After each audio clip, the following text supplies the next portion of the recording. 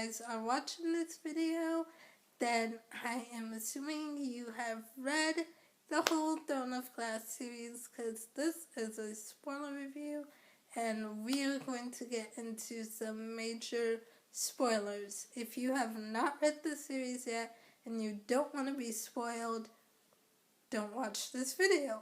I do have a non-spoiler series review. I will leave it linked down in the description below. Go check that out. So yeah, if you haven't read it, you don't want to be spoiled, go check out the non-spoiler review. If you have read it, well, let's get on to the spoilers.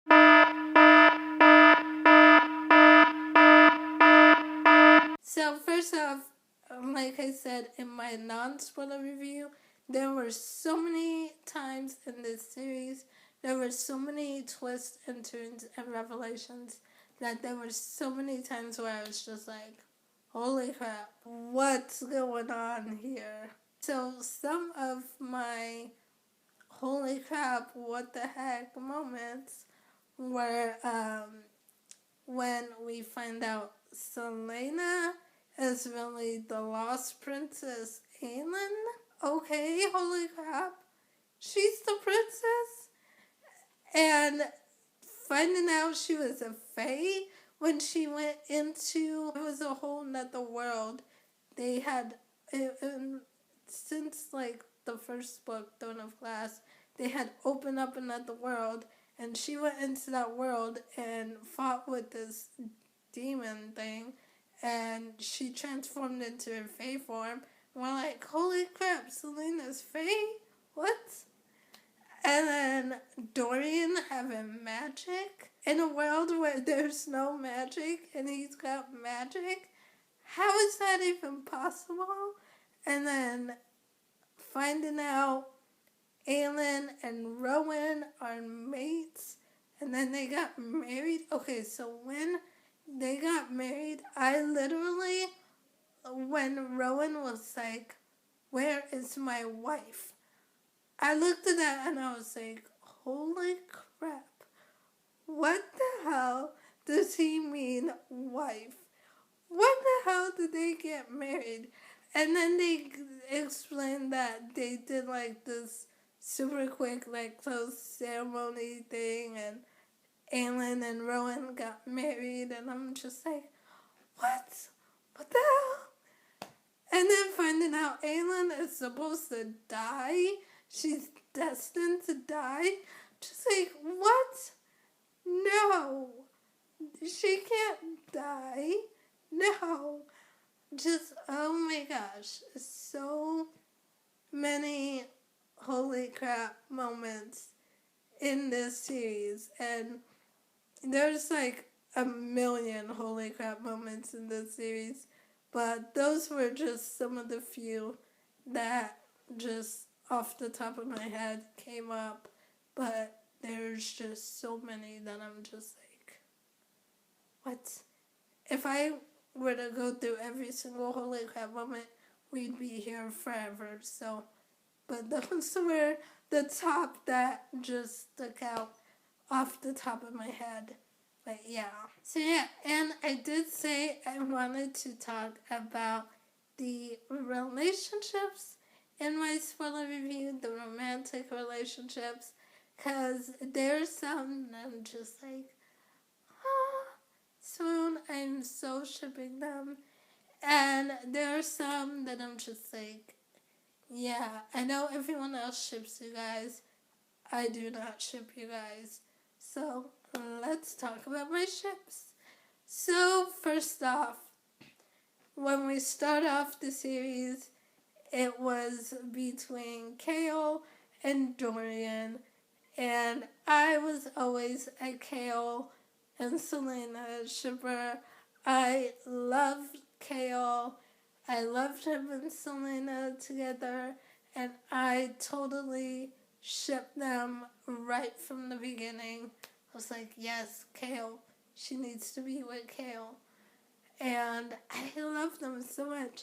And then we get to book 3, and Rowan is introduced, And well, at the end of book 2, there was a strain on her relationship, Selena's relationship with Kale, and right before she leaves, she reveals to him who she really is, and you know, there's just this whole strain on their relationship because of what happened with Nehemia and him not telling her about it. And but I always had faith that it would work out between Selena and Kale, or Aelin and Kale, whatever. I had such hope, and going into book 3, I was like, no, they're gonna find a way back to each other.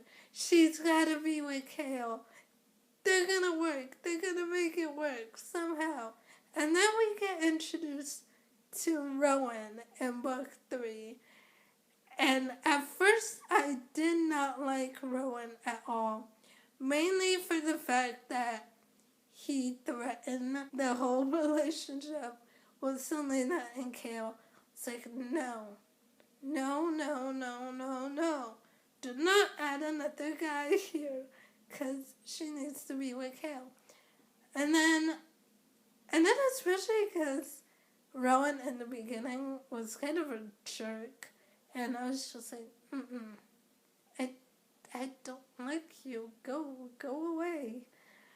But then we see them more and more, and like we see the progression of Rowan and Aelin's relationship, and again the whole trope where it's like, I hate you, can't stand each other. They both can't stand each other. Eventually, they become friends and fall in love, and yeah. And then we find out that they were mates. So Rowan and Selena apparently were mates. I guess kind of like soulmates or whatever. But I was just like, you have got to be kidding me. Because I looked at my friend, because I remember I was reading the third book, I was at Barnes & Noble in the coffee shop with my friend. She was sitting there reading her book, and I was reading Airfire, and she had already finished the whole series. And I looked at her, and I was like, her and Rowan are going to end up together, aren't they? And this is before we find out that they're mates. And I was like, her and Rowan are going to end up together, aren't they? And she looks at me and she's like, mm-hmm. And I'm just like, no. I was holding out such hope for Kale. I was thinking they would make it work. They would get over what happened in book 2. And they would make it work, and she would be with them. And now I'm just like crushed, because that's never gonna happen now. But after I kind of got over my crush, like, oh, Kale's not a new picture anymore. So after I kind of got over that and sort of let go that she's not going to be with Kale, had to accept it, which I did. So after that, I actually gave Rowan a chance, and I actually ended up liking Rowan, which, yeah, it's weird. I wasn't expecting to like him, but, he's actually a pretty good guy, and I do like him. And now I actually really love him and Selena, or Aelin, together. Seeing them in book 4, and then especially in book 5, I was like, okay, you guys are pretty cute. And I like the little, like, this little banter thing that they have going on with each other. I'm just like, okay, you guys are cute. I guess I'll accept this. And I like it. Took me a while, but I got on board with Rowan and Aelin, and I actually really like them now. And I'm glad they're married, because they're super cute.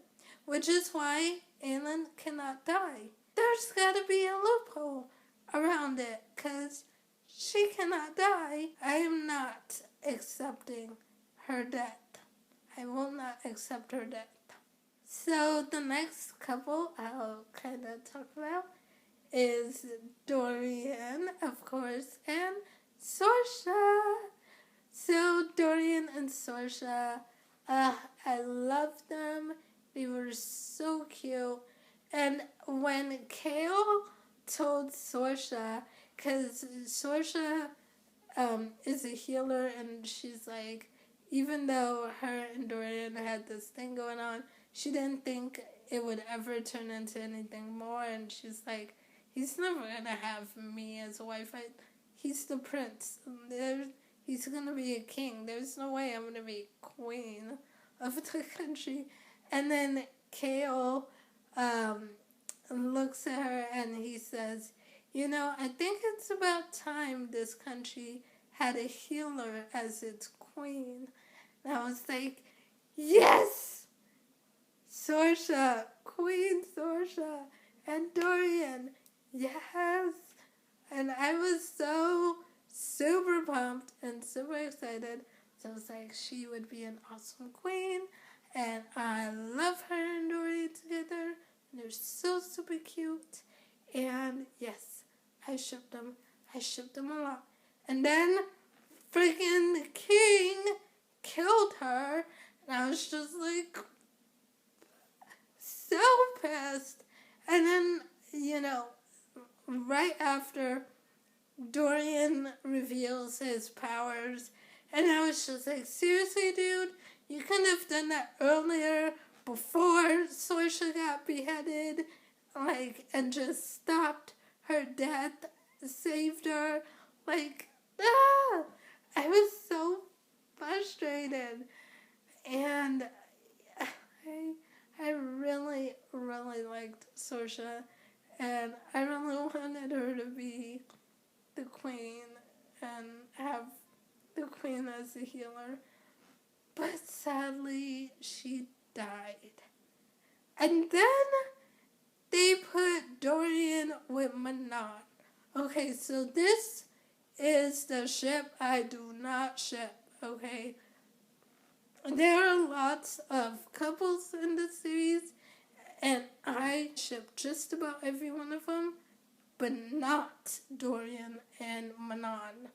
I'm like, no, I do not see that one. I really don't like the way that he is with her. I don't like their interactions. It's just, he's like a whole different person when he's with her. And I get that he's gone through a lot of traumatic stuff recently, and I get that's gonna change him, but I just don't like the way he is with her and interacts with her. It's just really creepy, I guess I would say. He's very flirtatious with her, but I feel like it's done in a really creepy way. I just don't like it. It's kind of like he still has the Vogue Prince. He's still possessed by the Vogue Prince, even though he's not. That's kind of the feel that I get, because, I don't know, it's just, he's super flirtatious with her, but in this, really creepy way that I just don't like it. I cannot ship them. I cannot get behind that ship. And my friend had told me, as I was reading the series, after Saoirse had died, so I was like, no, I don't want Sorsha to die. She's great with Dorian. I love her with Dorian. And then, well, it was actually even before Sorsha died. My friend had said something like, because we were talking about some of the couples in the series, and she was like, and I was saying how much I love Dorian and Sorsha together and how cute they are, and she was like, yeah, they're cute, but I actually like him with someone else better. And it's like, okay, who is better with them? And then I see that they started putting Dorian and Manon together, and I was just like, no, I don't like this ship. And I was like, it's just too weird, and it doesn't make sense. And my friend had said, yeah, that's what I thought at first too, but by the end of the 5th book, I actually really love them together, is what she said. And I was like, oh, okay, we'll see. We'll see if I change my mind, but right now I'm not shipping them. And I got to the end of the 5th book, I still do not ship them. I don't like them together. Like I said, his interactions with her are just weird and creepy, and I don't like the Dorian that he is when he's with her. And then the other thing I felt like is their relationship progressed way too fast. They haven't even, it's not like they spend a lot of time together. They haven't spent that much time together. And Manon still doesn't even like Dorian.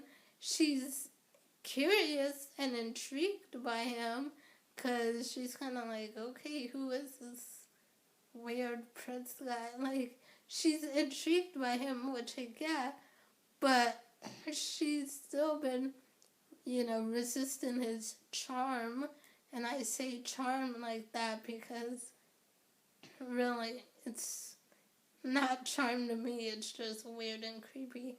But anyway, she's still kind of resisting him, but she's curious and intrigued by him, and yet they have already slept together, they already had sex, and I'm just like, no, this is moving way too fast, and I feel like it's just mostly based, not even mostly, right now at this point I feel like it's based on the physical aspect, because it's like, really, you guys haven't spent much time together at all. What do you really know about each other that would, and like I said, Manon still doesn't even really like him, so I'm like, what in the world do you know about each other that you like about each other that would make you want to sleep with each other? So right now it's purely just, I feel like their relationship is purely physical, and it's all about the physical right now, and I'm just like, I can't get on board with their relationship. I'm sorry, I know a lot of people are like total Manon and Dorian shippers, and they love Dorian and Manon together, and they're like, yes, Dorian, Manon. And I like both of their characters. I like Manon, I do. And I like Dorian. I like both of their characters. I just don't like them together, And they're just some characters that you're like, I like you, and I like you, but I would never put you guys together. I just don't like you together. I don't see that working. And so, call me crazy, but I am definitely not a Manon Dorian shipper at all. And yeah, I'm waiting for that ship to sink. Sorry, but I am. The next couple I will talk about. Oh, and kind of going back. The next couple I will talk about is Lysandra and Aiden. And I feel like they are one of the only couples that don't follow this I hate you, now we're friends, now I love you trope. Okay, because I felt like I think I said it in my non-spoiler review that there were only two couples in this series that I feel like did not go by that trope. And I think that was Lysandra and Aiden, and also Dorian and Sorsha. Dorian and Sorsha, they didn't have at all this, I hate you, I don't like. Sorsha was in love with Dorian before Dorian had even noticed Sorsha. So I was just like, Sorsha's so adorable. She's got this huge crush, and she was totally in love with Dorian before he even noticed her. So they definitely did not have the I hate you, now I love you type of relationship. And I think also Lysandra and Aiden, I don't think followed that trope either. So yeah, I really liked Lysandra and Aiden. I really liked their relationship and how their relationship kind of formed, and that it was different from the trope of all the other relationships. And then that one scene where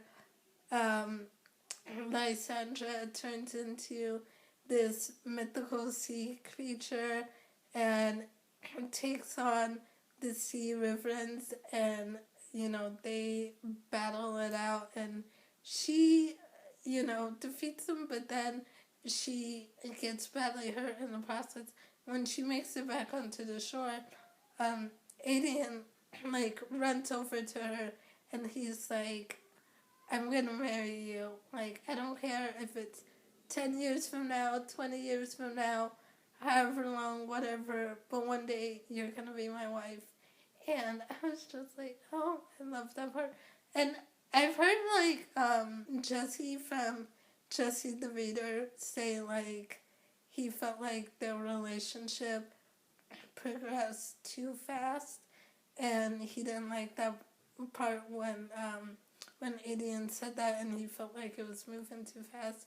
I actually understand why Aiden, would blurt that out, because you gotta look at Lysandra almost died fighting the sea wyverns. She almost lost her life and died. Aiden thought he was gonna lose her, and so when people think that they're gonna lose someone that they love and care about, of course they're gonna be impulsive and blurt out, I'm gonna marry you someday. So I understood why he said that and the impulse behind that, because hey, she almost died. He thought he was gonna lose her, and she was in really bad shape when she made it back to shore. So he thought he was gonna lose her. So I understand that, and I really don't see the relationship as moving too fast, because like he said, it's not like he's gonna marry her tomorrow, right? He's like, I don't care, you can pick the date, it can be 10 years from now, 20 years from now, whatever, but I want to marry you someday. And I'm just like, okay, cool. So I like the relationship. I don't think it was too fast or progressed too fast, unlike Manon and Dorian, in which case their relationship was, I think, way too fast, because like I said, you hardly know each other and you're already sleeping with each other. And then kind of moving on to the last couple in here, and that is Lorcan and Aleid, and I really liked Lorcan and Aleid. I love their scenes, their moments together and the scenes with them, and I wanted more of them.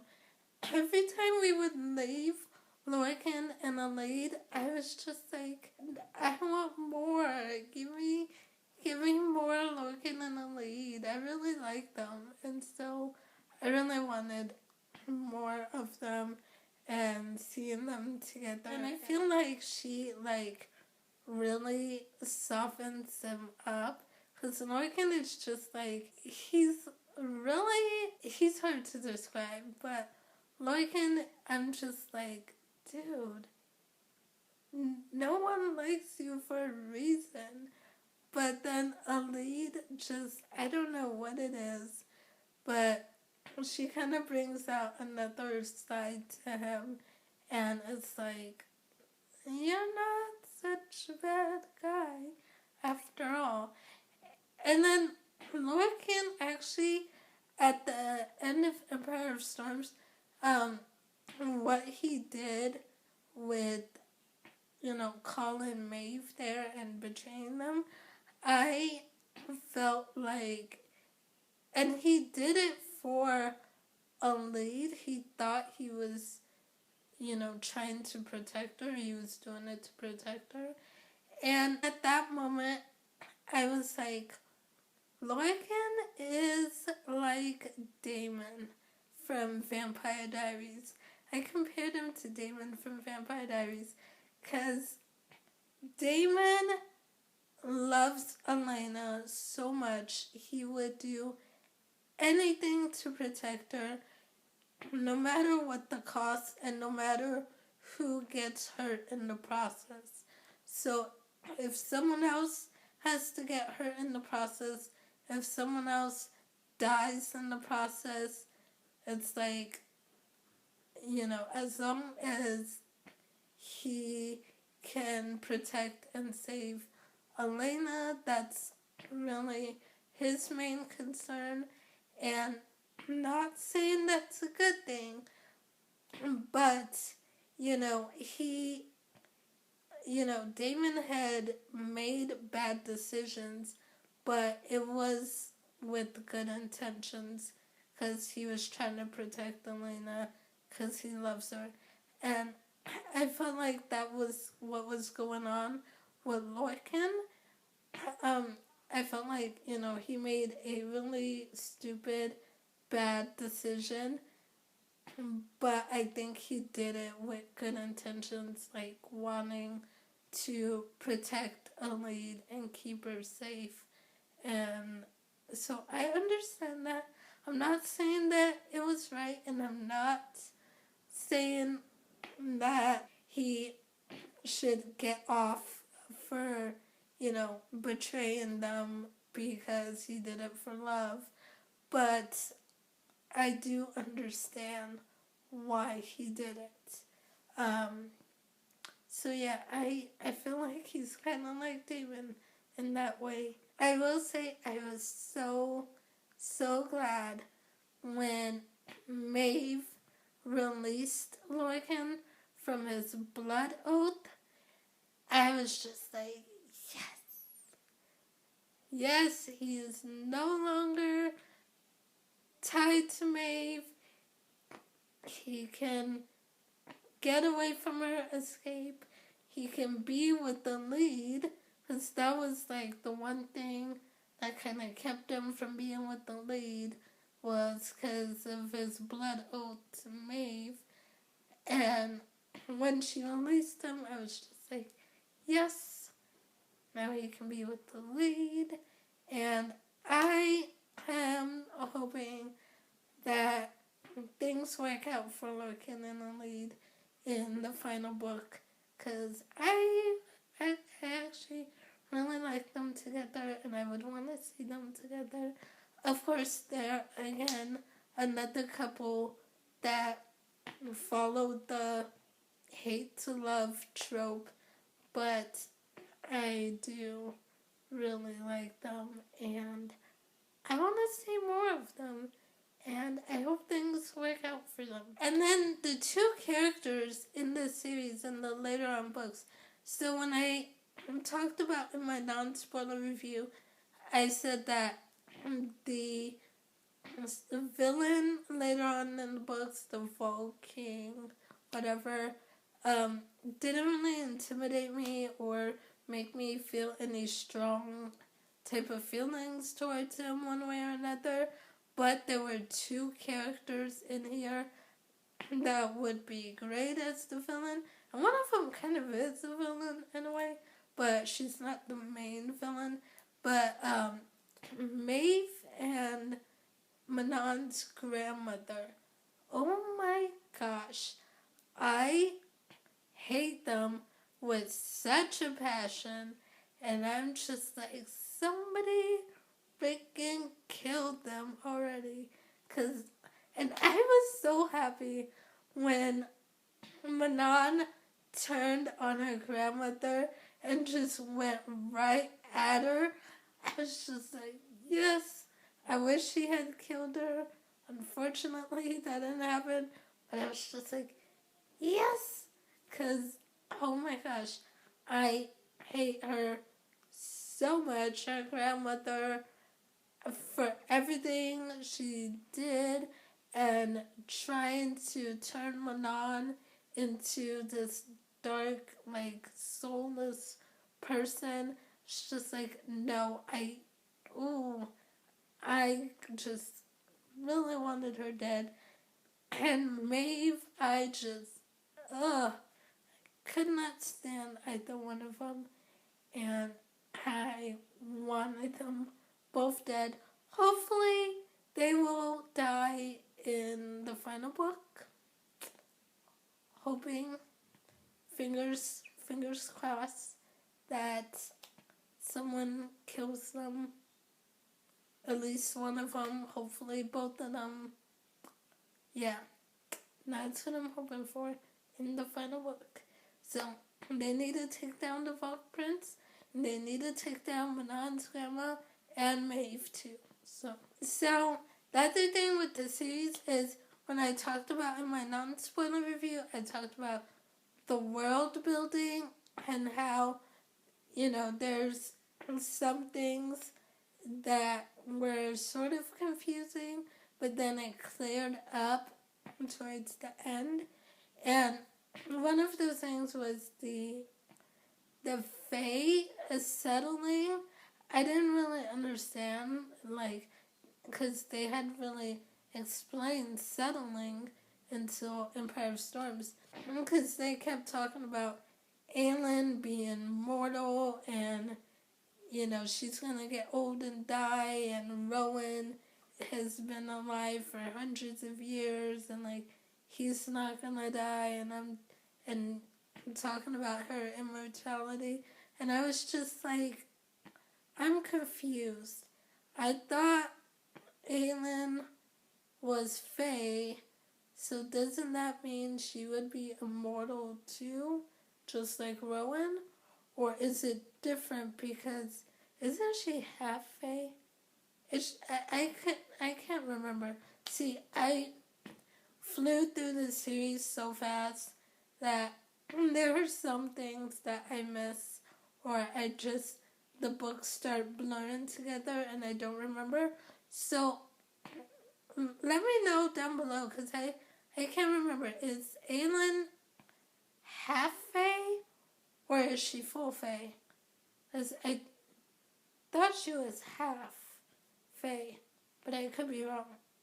And then I was thinking, well, maybe that's why they're saying she's not immortal, because she's only half Fae and not full Fae. But then they explained the settling, and I was like, oh, okay. So there's still a chance that she could be immortal, because she hasn't settled yet. So I was like, okay, I guess. So that was just something I was kind of confused about until they explained it more in the fifth book. The whole settling. I was like, what? So yeah, the other thing, Aiden and Gabriel, his dad, it was just like, oh, I really hope Aiden gives his dad more of a chance, because I feel like, it's not really his fault, Gabriel's fault, that he wasn't there for Aiden or around for Aiden, because he didn't know he existed. He didn't know he had a son up until recently. So it's like, you know, I hope Aiden gives his dad a chance, and I would really like to see their relationship develop and see what that would be like. So I'm hoping he gives him a chance. So kind of the last thing I want to talk about is really the ending of Empire Storm.